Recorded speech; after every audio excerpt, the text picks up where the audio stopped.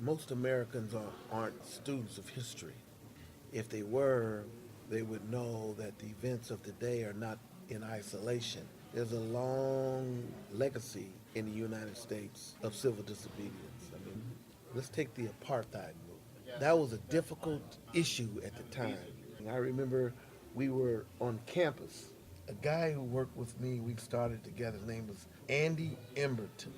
So we were walking on our way to get down to the police station and get some recharged batteries. I actually looked to my left and I saw these two white males climbing into the first floor of that building.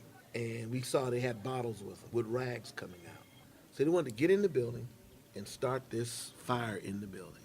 There are ways of demonstrating where you have to break the law. I'm a devotee of Dr. Martin Luther King. I believe in peaceful civil disobedience. You got folk who stockpile rocks and bottles and rebar, and they're throwing them at officers, projectiles. And then some use bottles filled with other kind of caustic liquids and that kind of stuff. So that actually happens. Just because you're demonstrating about an issue that you think is right, I may think it's right too. I may agree with you 100%. But long as you are legally and peacefully demonstrated, we don't have a problem. But as soon as you start throwing a brick through somebody's window because you're so frustrated, then I have to.